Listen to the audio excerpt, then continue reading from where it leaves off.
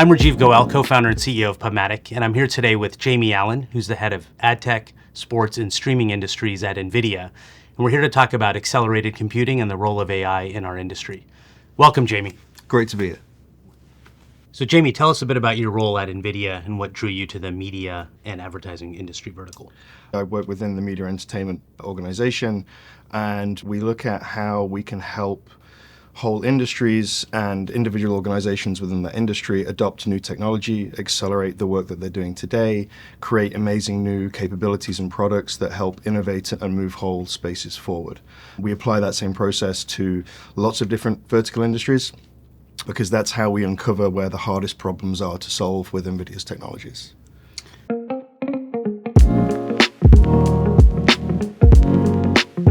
So NVIDIA's talked quite a bit about accelerating the entire AdTech ecosystem. What does that mean in terms of practical capabilities, opportunities? What are you seeing in AdTech today? I think like lots of industries, we look at spaces where there is large amounts of data, there is large amounts of opportunity to make existing processes more efficient, more accurate. I think the reason in the last few years that AdTech and MarTech have been particularly interesting is that the volume of data has massively increased, and the opportunity to increase the accuracy of what we do is growing, right? Everyone wants to be more personalized, everyone wants to be more efficient and do things quicker. One of the hot topics is Gen AI in the era of new creative personalization. We're seeing and hearing a lot about creating millions of video ad creatives where they cost several dollars each because of Gen AI technology as opposed to tens of thousands of dollars each. How do you see that affecting the computing workloads in the ad tech industry? I think it's really interesting. There was a period of huge excitement around generating content very, very easily. However, then you have to look at the fundamentals of a piece of content still requires a lot of finessing, a lot of purpose, a lot of story, a lot of connectivity. When you start looking at doing real personalization with those capabilities, the most important part that we need to get right is the input to decide how and what to create. And that requires that data flywheel to be incredibly accurate. And that requires the ecosystem to all have that data pipeline to be very accelerated. So I think the possibilities are absolutely there to create hyper-personalized content at scale with the same quality of storytelling and input, because we should remain human at the start of that process. We still need brands and agencies to create content that's going to connect a brand to the humans that they're trying to sell to. But then you can take that and augment it with that personalization data. And very soon that will be able to happen like on the fly, in real time, almost like within the ad network, rather than just creating X amount more assets. So real-time processing then will enable a new era of personalization. We think so.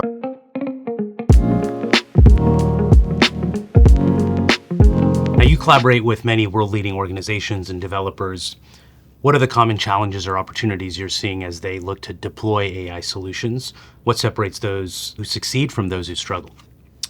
One of the biggest challenges we see in any enterprise is change management. The change management of new technology is something that we see very good leaders managing very well today. And that's something that's accelerating lots of large organizations, including the team here at PubMatic, to realize the opportunity and the potential quickly and enabling teams to understand that they're part of it. It's something that's going to empower people in this building and across the industry to do things better and faster. Your point on change management really resonates with what we're seeing at PubMatic. We're now launching multiple agents internally every week that are helping different teams, whether it's marketing or finance or customer success, do their work in more intelligent, more automated, more accurate and impactful ways. We are a company that creates a lot of technology and capability for the world, but we also have to transform ourselves constantly. We have hundreds of agents running across the company now, some of the most advanced ones in chip design. How do we enable our most talented engineers to go from a 2-year cadence of releasing new product to a 1-year cadence? Well, we didn't go and hire 100,000 new engineers. We built proprietary AI agents that understand how NVIDIA designs chips and the history of our silicon work. That's the sort of thing that we see more enterprises looking to do now. in combination with all the great agents and tools that are available from OpenAI, from Google, from Microsoft. And I certainly use them every single day. It used to take me maybe a month to look at new strategies and things like that. And I now have agents giving me updates on industry and what we should be pivoting and moving every single morning.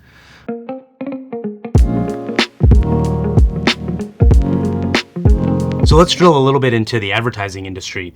So advertising has some very unique technical requirements. Transactions have to be done in milliseconds, trillions of transactions on a daily basis, huge amounts of data. We're processing about 20 petabytes of data daily just at PubMatic. And obviously we're one of many companies in the ecosystem. How do these challenges compare to other industries that you work in, and what makes advertising such a compelling use case for the deployment of AI solutions?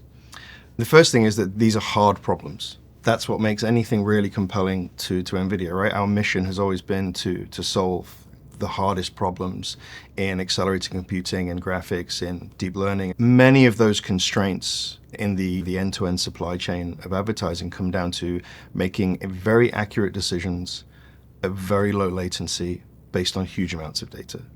If everything's more efficient and faster, if everything's more accurate, then the results that ultimately the advertisers get will be better long term. So you look at it like that and you think, if we can solve these hard problems, it's a benefit for not just that ecosystem, it's a benefit for our friends in retail and CPG and automotive who spend the money to advertise in that ecosystem. It feels a bit like a moment where a rising tide will lift all boats, right? So that's why we really enjoy looking at problems like that.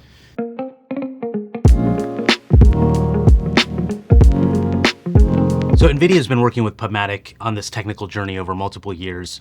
Walk us through what attracted NVIDIA to this partnership and what makes PubMatic's approach distinctive. I think the success of any partnership or engagement between NVIDIA's solution architects and developer teams, a developer like PubMatic, is starting with trust and openness to realize that NVIDIA is here to help. And one of the things with PubMatic's developers and engineers, and this is from you down, is realizing that we are there as an extension of your team, and we can apply resources, we can bring the right people in to help you solve problems.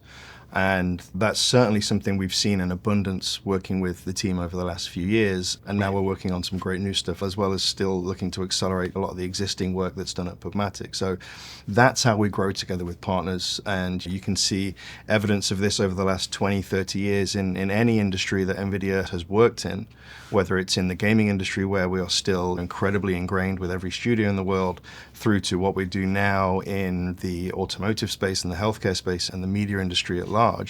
Finding those great examples of partnership are incredibly important to us.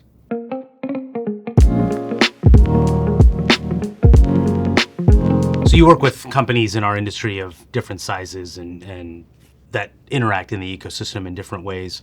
When you see PubMatic's results of 5x faster processing, which is leading to millions of dollars of revenue for publishers due to improvements in latency, what does that tell you about where the industry is heading and what's now possible with some of these technical limitations being solved? The first thing that always tells us is then let's make it 10x. If we've done 5x, how do we get to 10? How to 20, right? We're always looking to push the expectations further. Those optimizations are incredibly important to us. It also shows us that the thesis around there is a huge amount of optimization to be done in this space is true. I think historically, a lot of this accelerated computing, data processing, it was only available to some of the largest, platforms out there that, operate their own infrastructure. In our industry, of course, they're often referred to as walled gardens. Why do you think it's important to bring these capabilities with our partnership here into the open internet? This is a theme that we've always tried to stick to, right? The democratization of the access to technology and the access to acceleration. It's why NVIDIA's platform is built in the way it is, that if you create something on a laptop with an NVIDIA GPU, our smallest technology, you'd be able to scale that application or that code up to the largest data centers in the world. And as they become more powerful, the GPUs, as the software becomes more optimized and refined, more and more people can access the scalable capabilities. This is incredibly important in every industry because ultimately innovation will happen in startups, it will happen in academic institutions, it will happen in research and universities. So those groups need access to that capability as well. And that stretches through ecosystems like in advertising and media, where PubMatic can now build AI factories using the same processes that you would use to build your data centers out with. They can become much more revenue generating parts of the business rather than cost centers.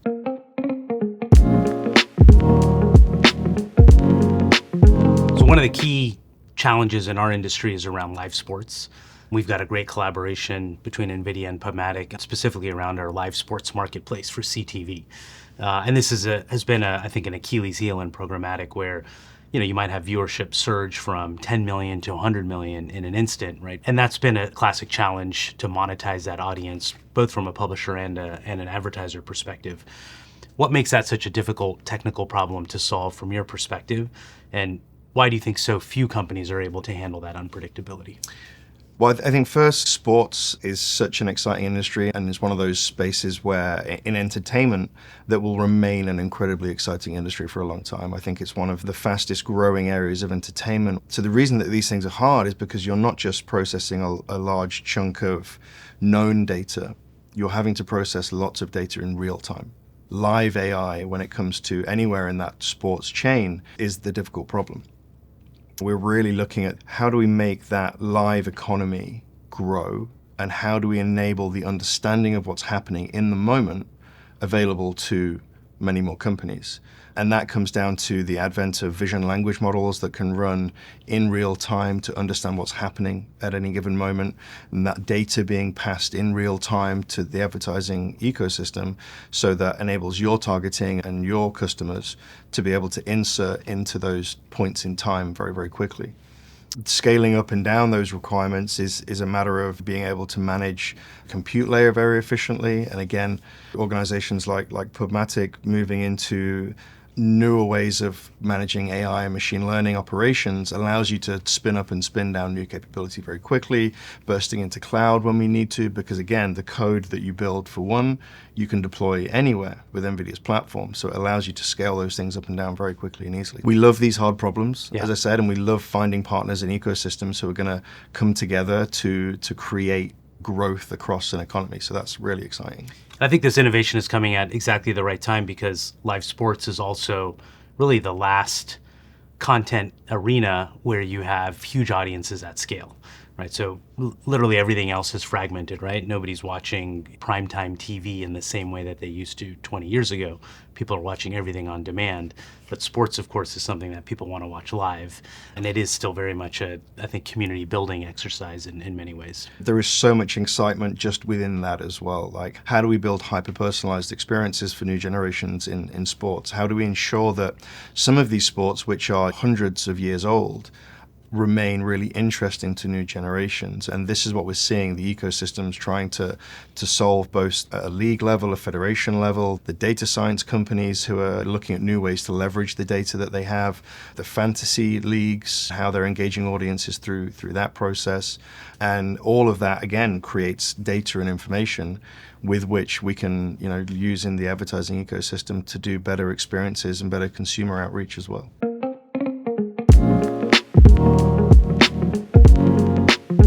One of the areas that we've tackled together that's maybe a little bit less sexy, but I think is more relevant on a day-to-day basis is reducing the amount of time it takes to create a private marketplace deal by 87% by applying generative AI technologies, agentic AI that detects and fixes anomalies instantly.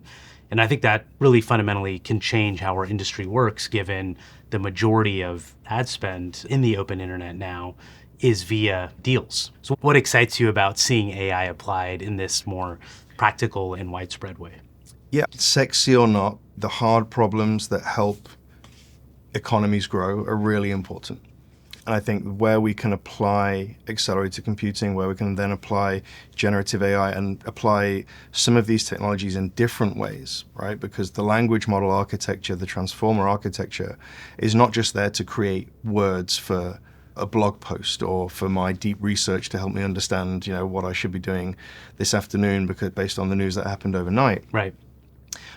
We can apply these tools and architectures in areas like generative recommendation and search and personalization, not to generate content, but to create more accuracy. We strongly believe that the work that's happening in generative recommendation especially is going to transform lots of spaces. And this is something that, the retail industry and e-commerce industry is looking at closely, to change how we do recommendation and retrieval and search, and which is all obviously very relevant and ingrained with how we increase the capability and the monetization in advertising and marketing. So even though they don't look sexy on the outside, those are the engines that are actually going to create more value in an ecosystem, especially in one like this. So fully agree with that. Very exciting for us.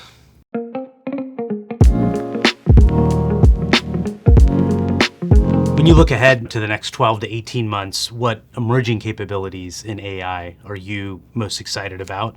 And what do you think is coming that will further transform how our industry operates? Broadly speaking, the robotics industry is still in its very early stages. We firmly believe that in the not too distant future, most things that move will be autonomous or be able to be autonomous. That will reinvent how things are manufactured, how the efficiency of very large industries is built. Humanoid robotics will become part of day-to-day life, and we're seeing that in certain spaces already, again, especially in industrial, that's starting. So that world of physical AI is going to be incredibly important to every industry in the next few years, because it will affect how consumers interact, which will then affect how we market and advertise in different industries. I think from the content creation side and the new generations coming through, it's going to be really interesting to see how we apply world models. Today, lots of these world foundation models that are being created that aren't just necessarily generating video, they're generating the whole world around that view into a world. They're physically accurate, they are infinitely expandable. You apply that to robotics and autonomous vehicles today, but what happens when you apply that to building games and building commercial or consumer interactivity? How do you advertise into a world that's constantly changing? Like, these are going to be even harder and bigger problems compared to how do we target things where we know what's happening? How do we go into those worlds and bring brand experiences and together with consumers in a world that they're creating instantly? So that's incredibly exciting for us for loads of reasons. Thank you, Jamie. It's been a pleasure. Thank you.